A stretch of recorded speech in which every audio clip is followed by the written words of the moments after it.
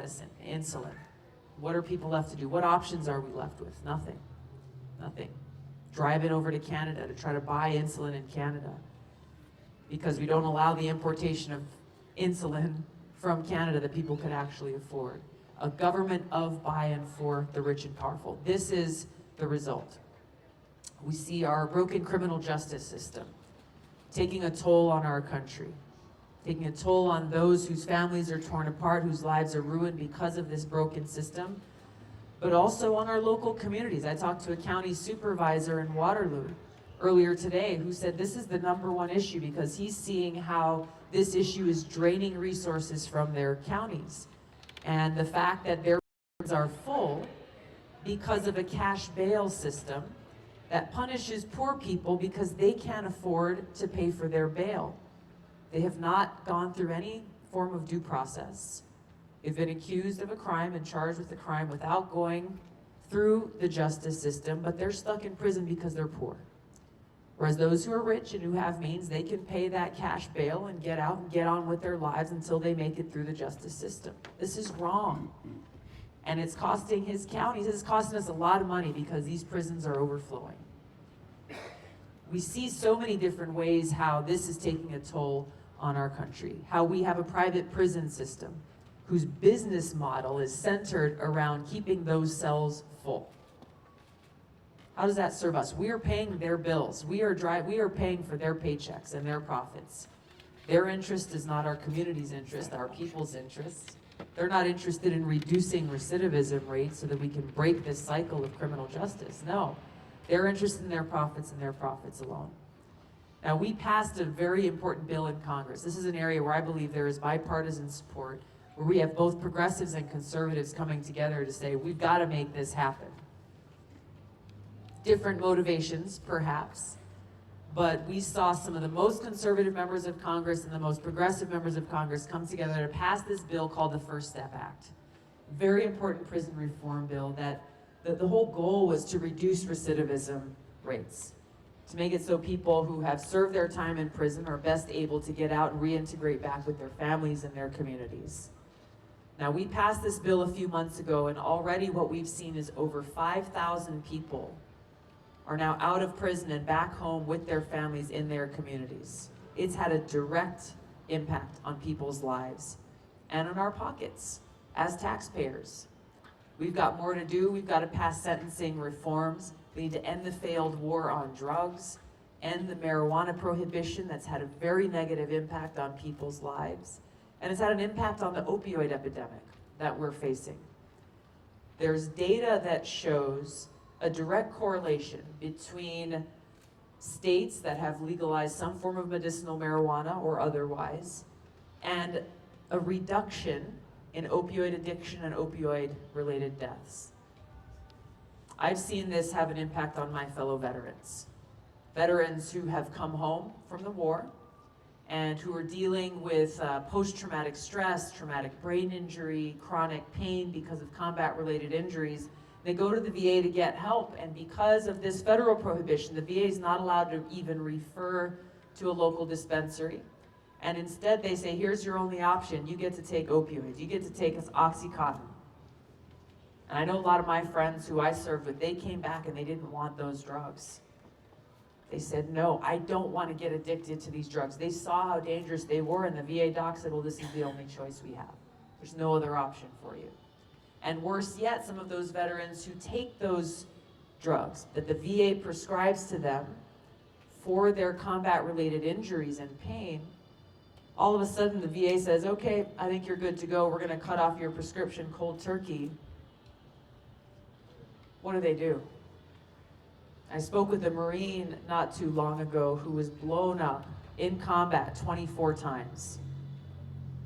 24 times. So when he came home, you can imagine, he had a lot of stuff that he needed to get help with. And this is exactly what happened to him. He was on these opioids for a while. All of a sudden the VA said, nope, that's it, no more. And so his body was so attuned to it, he ended up going and using heroin and getting addicted to heroin. Like most heroin addicts are, they started with opioids. because they have no other option. So this is what I'm talking about. This has a direct impact. And for this veteran, he ended up getting caught in our criminal justice system. Now he has a criminal record, all because of how this began. The best thing about this story is he is on a path towards recovery, and he is now advocating for and helping other veterans to make sure that they get the right kind of help that they need.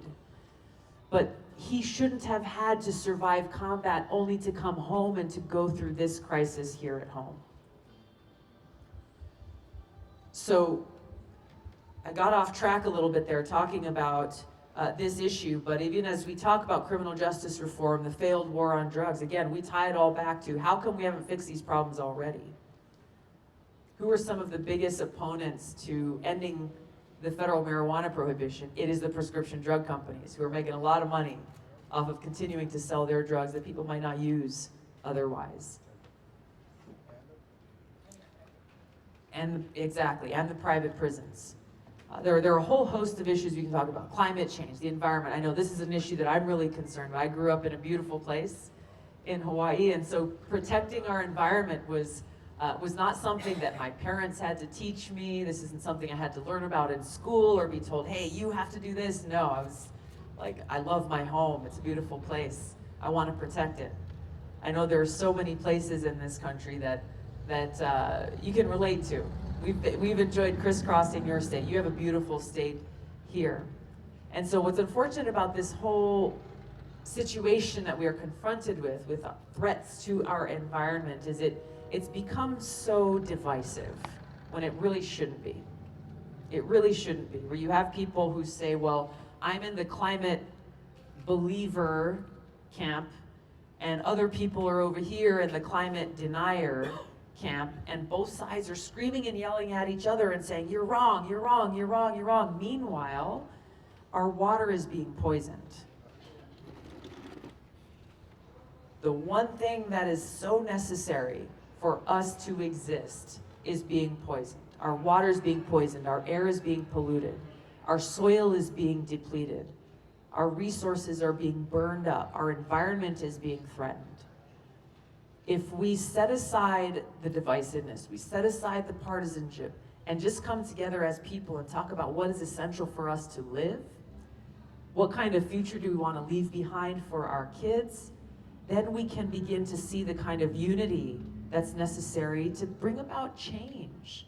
Change in our laws and our policies about how we're protecting the environment, how we should stop investing in paying taxpayer subsidies to big oil companies and fossil fuel companies. Instead say, hey, let's invest in clean renewable energy. It's good for the people, good for our environment, good for the planet. And oh, by the way, it's good for our pocketbooks. Seeing renewable energy is now dropping in cost, so it's becoming better and more affordable for us as consumers. Smart choices on every level.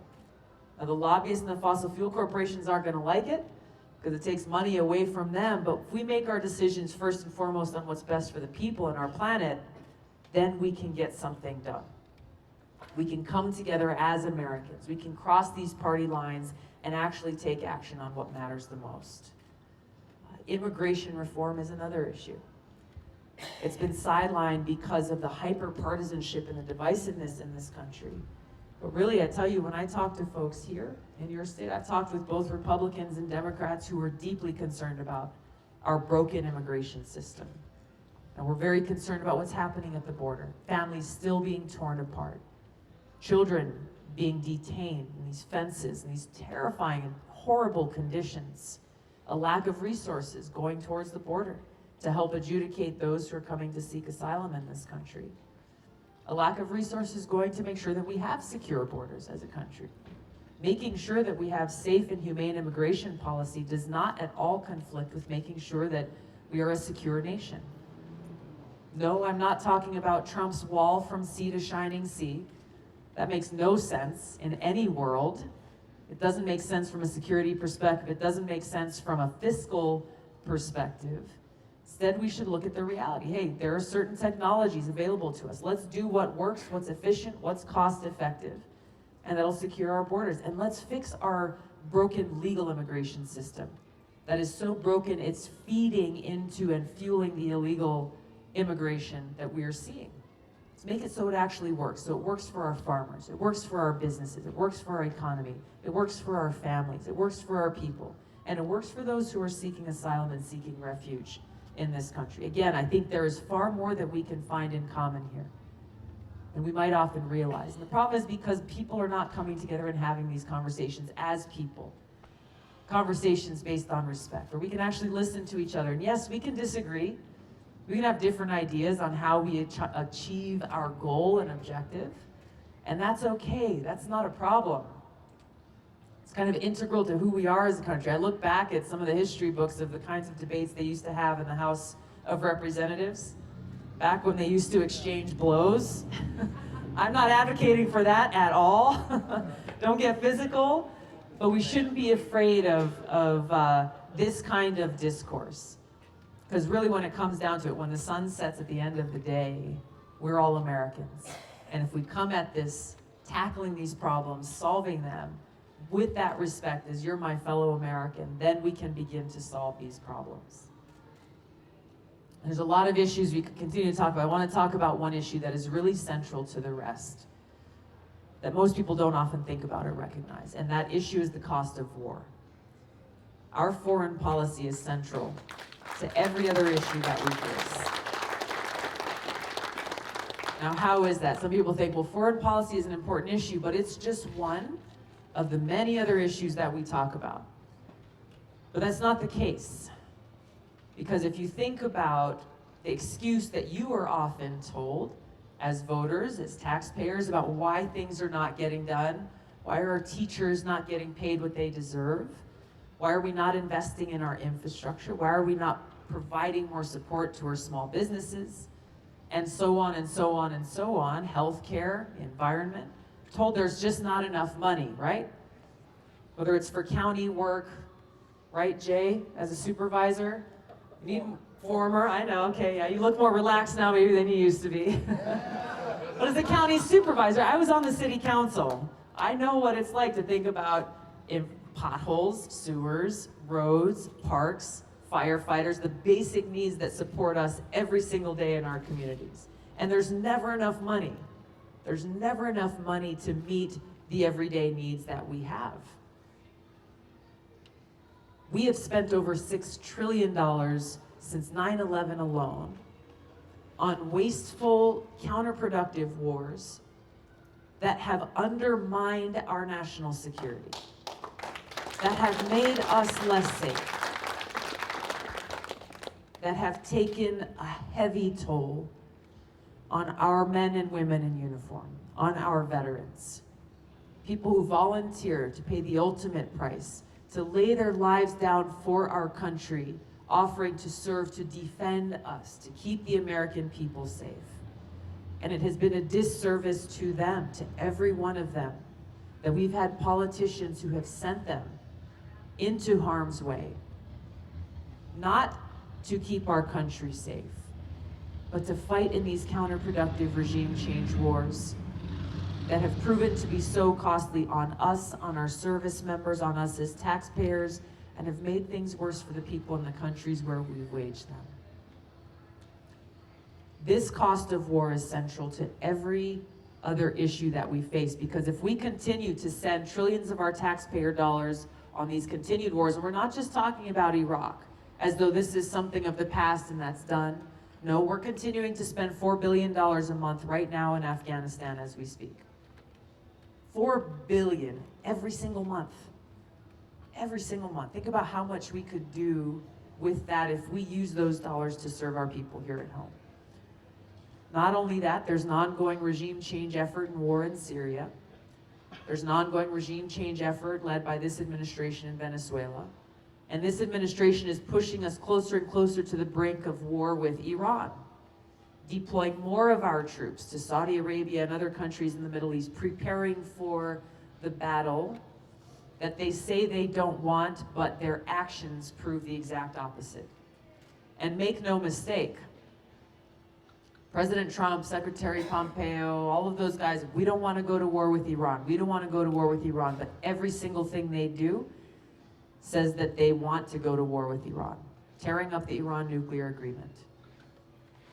enacting crippling sanctions against Iran, even though they were actually complying with that nuclear agreement and saying to the United States, please stay in the agreement, deploying more troops to the region, escalating tensions, and doing something that's never been done in the world before and declaring Iran's military as a terrorist organization in the same category as ISIS. A war with Iran would be far more costly than anything we ever saw in Iraq. It would take more American lives. It would cost more for us as taxpayers, and it would create more refugees, exacerbating the crisis that we're already seeing across the Middle East and in Europe. So when we talk about the cost of war, I bring this issue up because it's not just about what happened in the war that we served in. It's about the wars that are continuing to be advocated for and waged as we speak. And this is why this has to change. So I'm running for president, bringing the experience that I have to serve you as commander-in-chief, my over 16 years of service as a soldier, deploying twice to the Middle East, and my service in Congress, serving almost 7 years on the Foreign Affairs Committee, the Armed Services Committee, the Homeland Security Committee, bringing the combination of this experience, the understanding of the issues that we face, and the conviction that I have coming from that, so that I'm prepared to walk in on day one to fulfill that most important responsibility that the president has, to serve as commander-in-chief, end these wasteful wars, work to end this new Cold War and this arms race that Trump is waging now that's taking more of our money and making us less safe, and instead take those dollars that would have been spent on continuing these wars and building more of these weapons, and instead dedicate it towards serving the needs of our people, dedicate it towards taking care of our veterans, dedicate it towards making sure we've got health care for all, dedicate it towards making sure our kids are getting a good education, that we are protecting our environment, that we are investing in good paying jobs and strengthening our economy. Our needs are great. We need a leader who will get our priorities straight in this country, who will put the well-being of our people first and foremost.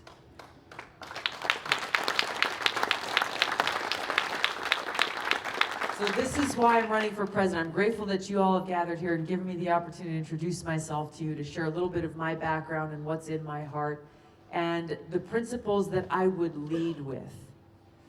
And I'll close on this point, because it's an important one, that a mistake is often made, and I've been asked this by some reporters, is, okay, well, you're advocating for an end to regime change wars. This must mean you are an isolationist and you think we should just turn our back on the world. That's my response exactly. Eye roll. No, nothing could be further from the truth. And it's a sad state when those who are working in our media and others in Washington believe that this is the equation, that if we end regime change wars, we are becoming an isolationist. Because really what this means is they believe the only way the United States can relate with other countries is by bombing them, or sanctioning them, or punishing them, by being the world's police. That's not who we are, and that defies the opportunity that we have. We are the greatest country in the world because of the principles upon which we stand. So let's live those principles and lead with a foreign policy that is a force for good in the world. A foreign policy that focuses on cooperation rather than conflict. It treats other countries with respect, that provides that opportunity to pursue all diplomatic measures, to work out our differences, while exploring and maximizing the potential of our shared and common interest. And climate change is a perfect example of a global challenge that requires a global response. Now, China is a major country that we need to work with in this. I think last week or the week before, President Trump declared China is our enemy. What to speak of the erratic and destructive trade war that he's waging with China, but he declares China as our enemy. Do you really think that creates the opportunity to work with China on climate change? Do you think that creates the opportunity to constructively negotiate with China to resolve our trade differences? No, it escalates the crisis. and it escalates the tensions with a nuclear-armed country, creating more risk and more threat for us. So this is what I'm talking about, the difference between the kind of leadership I would bring from the one that President Trump has. I believe I'm the best candidate to defeat Donald Trump because of that and many more contrasts, and because I bring these principles of service above self to the White House, restoring the principles and values of honor and integrity and service, so that our White House can be that beacon of light and hope and opportunity that you deserve. Thank you very much. Thank you so much. I'd love to hear, all right, we'll kick it off here in a second. To hear your questions or comments, or just hear what's on your mind. We'll kick it off with Randy. So you mentioned the Pentagon. You mentioned Yes. military. Well, today the Pentagon diverts $3.6 billion in military construction funds to build Trump's border wall. There's 26 different affiliates that they're taking from to make this happen. Your take. There's a constitutional problem with what the president to both my Democrat and Republican. Every single one of us has taken an oath to protect and defend. He's just violated that Constitution by usurping the responsibility that Congress has with the power of the purse strings. It is Congress and only Congress that has the responsibility to both write and pass a budget and an appropriations bill. When the president delivers his budget to Congress every year, it's just a recommendation. Take it or leave it. Congress can take it or leave it. So what the president has done is he has defied what Congress has done, and we've appropriated those funds to serve very specific needs within the Department of Defense, very specific programs. And by his taking, how many did you say, 26 programs? 27 Taking funding from those programs directly undermines and defies the constitutionally provided authority that Congress has, and I can guarantee you we'll challenge it. We have and will continue to. Here's the thing, though. I mean, border security is an issue that should be on the minds of the American people.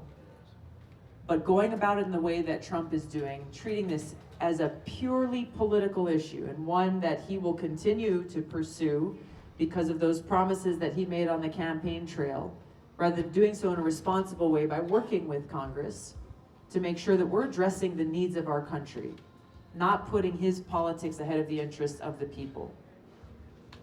Thank you. Yes, sir. My name's Philip Sanchez. I'm a longtime union member, but I want to get your thoughts on an issue about immigration, but it's seldom talked about. Now, thank you. It's about the illegal drugs coming across the border.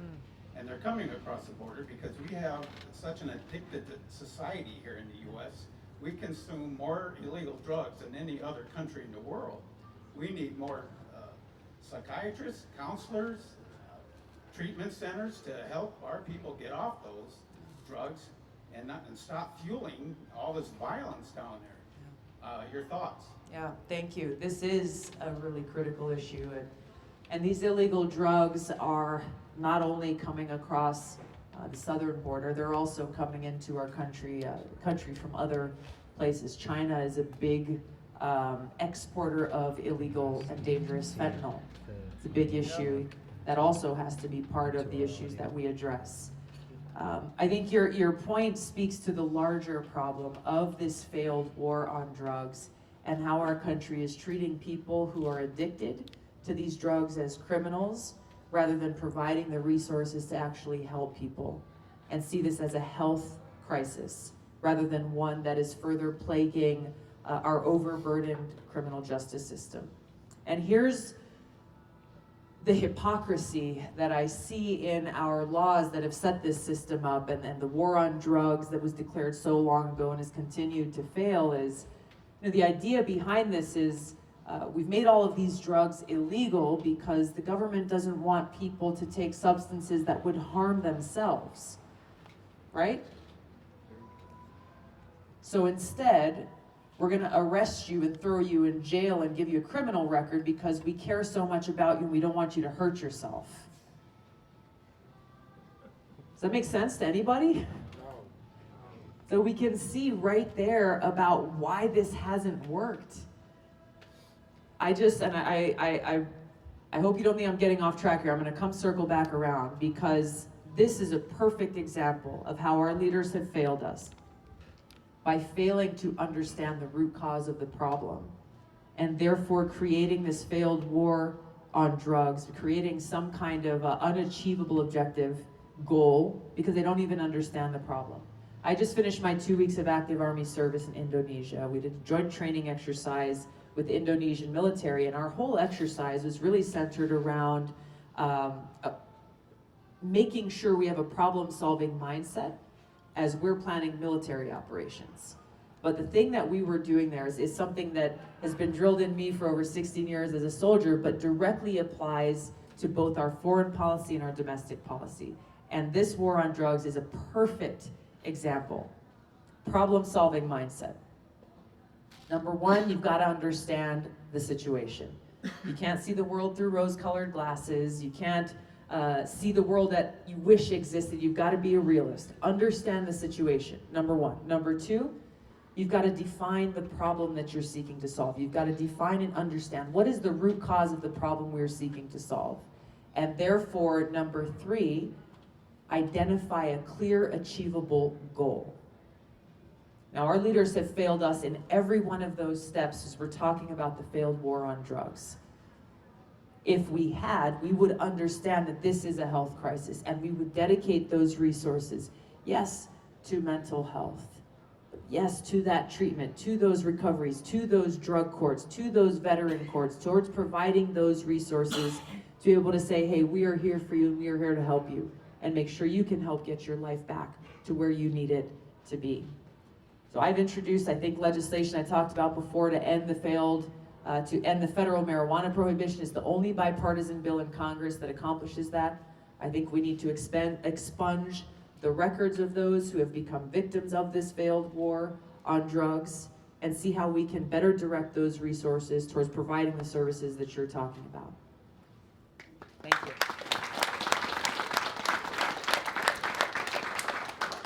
Yes. Have you? There we go. Oh, she's breaking. For a minute there, I thought I was going to get to share her money. We can share if you want. Have you? I haven't heard it, but have you thought about or talked about the impact of our military spending on climate? Yes, I've been talked about that tonight, but this is a direct, there's a direct correlation as we talk about the environmental challenges that we face and why so many of these wars have been waged, therefore driving up our spending. We talked about this a little bit earlier today in Waterloo. We look at our dependence on fossil fuels. What was one of the main drivers of the war in Iraq? Control for oil. What was one of the main drivers for why our government and the CIA overthrew the government in Iran? Was it back in the 70s? Control of oil. It's the number one reason John Bolton says that we should overthrow the regime in Venezuela. Oil. Saying blatantly, hey, look, we want our American oil companies to be able to go in and take control of their oil, the resources that don't belong to us, that belong to the Venezuelan people. There's a direct correlation there between the cost of these ongoing wars and the current status quo. And this is why, on so many levels, making this transition is so urgent and it is so necessary to protect us here at home and also to make sure that no politician has that excuse to send our men and women into harm's way. Thank you, Paul, for bringing that up. What were you trying to accomplish with your meeting with Bashar al-Assad? I find that kind of interesting that you initiated that. What were you trying to accomplish? Thank you. You know, the interest of peace. The interest of my taking that meeting when I traveled to Syria was to further the cause of peace and to do all that I could towards making sure that no more of our men and women in uniform would be sent into harm's way to fight yet another regime change war, the likes of which we saw in Iraq, the cost that we experienced. This is what's been happening in Syria. Our country's been waging a regime change war there since 2011.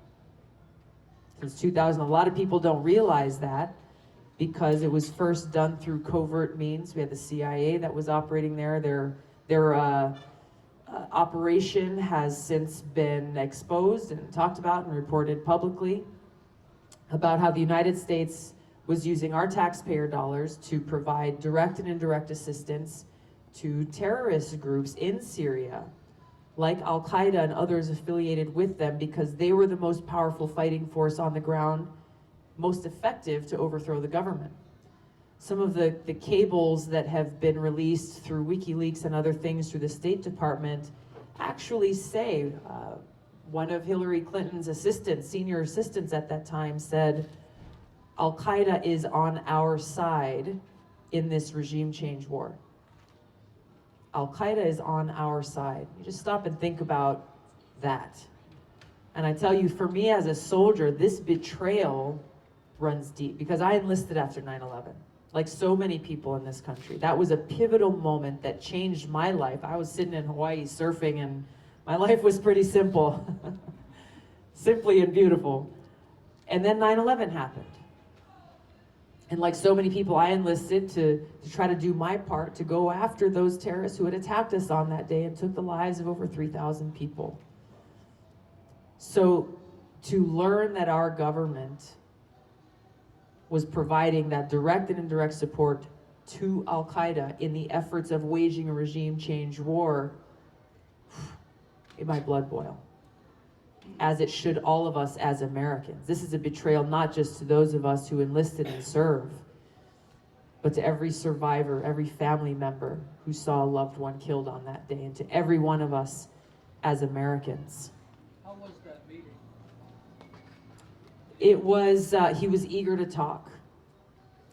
He was eager to share what he viewed as his side of the story, and I had a chance to ask some really tough questions about chemical weapons attacks, about real elections reform, about having a mandate of international observers so that the Syrian people's voices would be heard about the future of their country.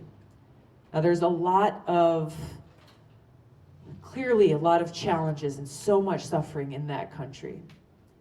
The bottom line for us is, and this is what I was advocating long before I went to Syria and what I've continued to advocate for since, is that only the Syrian people can determine the outcome of their future. I also met with the Syrian political opposition when I was there, some of the people who were the leaders of the movement to bring about that political change, to change their governance. The difference between what they were advocating and what we have seen is they wanted to bring about a peaceful, democratic change, not one that puts hands into the arms, puts weapons into the hands of terrorists, because they saw how the Syrian people are the ones who have suffered the most because of that. And I think this is a point that applies across all of these different examples where we've seen how these regime change wars have been waged in the guise of humanitarianism, saying, well, we've got to go and help these people who are suffering under brutal dictators, who are terrorizing their own people, who are killing their own people. But the problem is these regime change wars, again, are waged under the guise of humanitarianism with very different motives, because if you actually look at each of these examples, Iraq and Libya and Syria, it's the most recent three, the wars we have waged have made the lives of the people in these countries worse off. This is just a fact. It's the truth, and it's a hard truth to swallow. And so even with the best of intentions, we have to realize that this is the world that exists, and our intervening is not necessarily going to result in something good. In fact, we've seen throughout history that it's resulted in something that's made things worse. And just as our country went through a very difficult time in creating our own government, going through our own civil war, for these countries who are coming from a different form of governance in Afghanistan, for example. This is something that is currently being debated as the Taliban is negotiating for governance, some kind of shared governance as they move forward. It is only the Afghan people who can determine that path forward for themselves.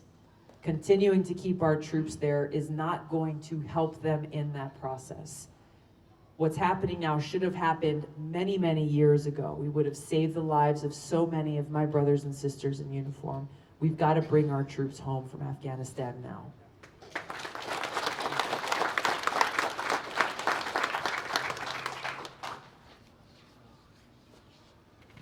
I used to live about an hour south of Mason City, and I worked at a factory. I was a longtime union member. We had over 2,400 employees there at the peak. We were making $16, $17 an hour. The factory totally closed down and shipped all the jobs to Juarez, Mexico for cheap labor. That's where it's cheap labor, cheap environmental standards. Exactly. We were told those factory jobs were not going to come back to America. You need to go and get jobs in like STEM, for example, and I did. I drove over an hour every day, 100 miles a day for 3 years, going to Iowa State University, majoring in 2 STEM programs, which are ranked in the top 5 in the United States. I slept 3, 4, 5 hours a night, worked 60, 80 hours a week in school, got out, thought I'd get a good job, majoring in a STEM area, working in a STEM area, and as a middle-aged man, it's difficult to find a job anyway, and now I'm understanding that there's a move to bring people into the United States to change visa standards so that they can fill STEM jobs. And I put an awful lot of work into my college years there, those 3 years, school year-round, sacrificed a lot, and I'm pretty darn ticked off that they're going to bring in people to take away jobs that I could have. What would you do to help us be able to get work? Yeah. Thank you. Thanks for being here and for sharing your story and what you've been through. I think you bring voice to a lot of people who've gone through a similar struggle as you. Maybe they haven't gone through and gone back to school. Maybe they're still struggling and looking for work. I want to touch on a couple of the issues that you've raised there. One is the fact that why was your job exported overseas in the first place? It's because of these so-called free trade deals that end up screwing American workers and screwing people in our economy. That's not what our government should be doing. Once again, you have a few people sitting around a table negotiating these deals that ultimately benefit multinational corporations with their excuse like, hey, we're fueling the economy, we're creating more jobs, and actually what they're doing is taking these jobs away from our people and leaving people like you wondering, okay, what am I going to do now? How do I begin to rebuild my life at this stage? And I give you great credit. I give you great credit for doing what you did, for doing exactly what they told you to do, and you should not be sitting here today saying that you can't find a job in the industry that everyone is saying that they're looking for workers for. So on trade, I want to be very clear. I oppose that NAFTA deal that took your job. When the Obama administration was in place, I spoke out strongly against the TPP trade deal that would have further cost us more jobs, and any other trade deal that does not serve the interest of American workers, our economy, and our environment.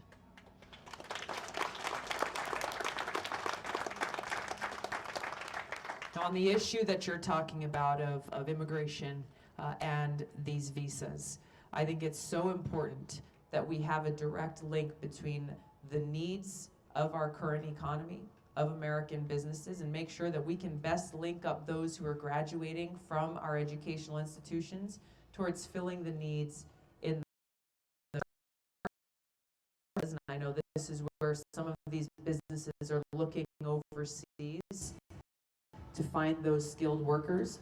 What we need to do is look first and foremost for those skilled workers right here at home. Thank you. Okay. You're our last one. Make it good. Aloha. Aloha, what's your name? Nick, Nice to meet you, Nick. how do you plan to reduce the influence of corporate interests in the future? That is a great question. And it's a great one to close us out on because it really brings us full circle to what we started the conversation on, right? Is the influence of the rich and powerful over how our laws are made. So how do we stop this? How do we end it? We've got to end what is essentially legal corruption in our government. People buying influence that best serves their interests and increases their profits. There's a few really important things that I think we need to do. Number one is I believe that we should not allow politicians to take PAC contributions.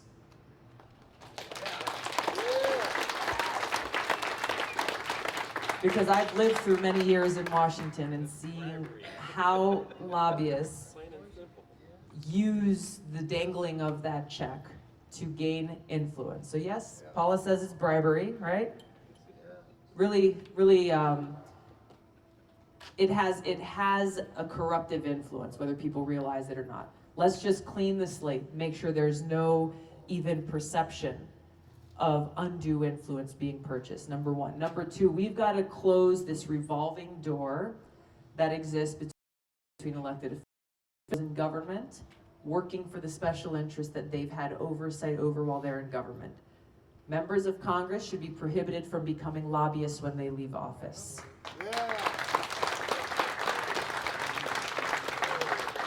I have seen, just during my time in Congress, how people in high-ranking positions on committees like the Energy and Commerce Committee served for many years, gained a lot of influence, built up a lot of relationships, then leave Congress and get a job within that industry that they were regulating, supposedly in our interest, but all of a sudden now they're earning a paycheck of $1.3 million a year. Pretty good deal for them, right? Well, they don't get that because they just walked in off the street or because they went to school and got a degree specializing in that. No, they're buying their influence and their many years of relationships. We should have people in our government who are entering these jobs, just as teachers do, just as firefighters do, just as nurses do, because you've got a desire to be of service, not because you want to see how lucrative a check you can get once you leave. We see the same thing happening in these regulatory agencies, the agencies responsible for regulating Wall Street.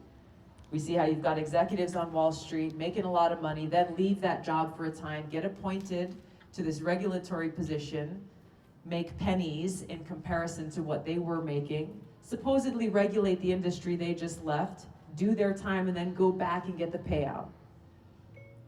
Are we under any naive view that they're actually working for us while they're doing it? No, it's this corruption, this revolving door. See, the same thing with the FCC right now. How many of you have been paying attention to net neutrality? Net neutrality, right? This is a big fight that we're continuing to fight in Congress.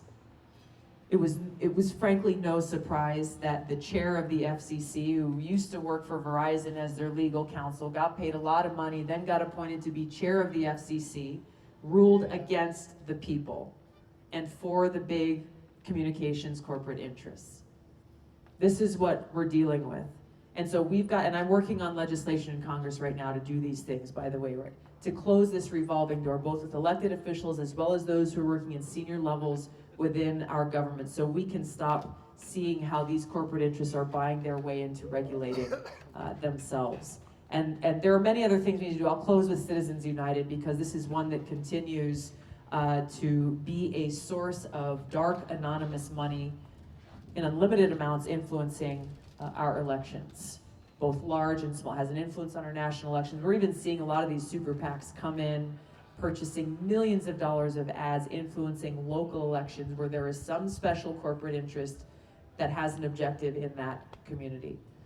First and foremost, really, we've got to make sure that our voices are able to be heard and they're not drowned out by those who have the riches and the power.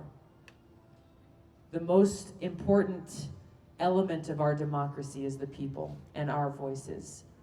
And these obstacles are great that stand before us.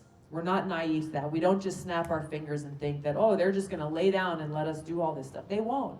They will fight, and they will fight dirty. They will fight hard. But we have seen throughout our country's history what is possible when we the people stand up and make sure our voices are heard through our votes, yes, at the very minimum, but through our conversations in the town square, online, on social media, at work, at school, at home, with our family, with our friends. Making sure that we are informed, involved, and engaged in this process, as all of you are here. I'm preaching to the choir, I know. But this is an important election that's coming before us, and you all have an important role to play. I appreciate your being here, giving me your consideration. If you are already Team Tulsi, I ask for your help to spread the word. Tell 10 of your friends and your family why you're here, why you are a part of our movement. And if you're still on the fence, you still don't know, you're still thinking things through, I ask for your consideration. As you look through these issues, think about what's important to you, and I hope to be able to earn your support through this process. Tulsi2020.com is my website. Please visit us if you need more information. Thank you, thank you, thank you. Everybody, really appreciate you being here. Thank you so much. I want to just say, give a thanks to Steve, our amazing audio guys, made it so we can all hear each other today. Steve is the man. Thank you so much. Julie is the owner of this fine establishment. They're closed tonight. They're not even open for business, but you and your team have been so amazing in accommodating us and helping us gather right here. So thank you so much. Really appreciate you. Thank you.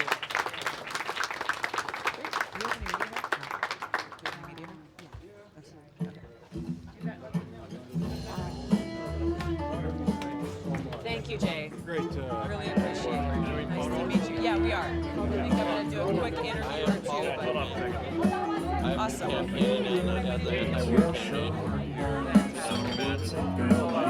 Thank you. Glad to hear you as well. Hello, everybody. Can everyone Andy please Craig. stay where they were Wow. just standing? Probably know Tulsi's her. going to do, Yes, I do. she's going to talk to the media for a couple minutes, career. and then we're going to set up a selfie line. you so much. So Thank you're going you to have for to being line here. up here. We're I going to move some appreciate that furniture. very If you much. could please, Thank you. single file or double file line up right there. Google, I really It's appreciate a it. big fight that's important to all of I us. own a local business. I own the Hungry Mind restaurant. Julie Alberta is my aunt. Oh, wow. Okay, So cool. I own a restaurant across the street, the Hungry Mind. It's been in town for 45 years. So Wow. anyways, Okay. Are you guys open tonight? No. Okay. Closed tonight. We gotta find a place to have dinner after this. Thank you so much. So some of my, a lot of my gay friends are still coming back. Thanks for helping. I understand.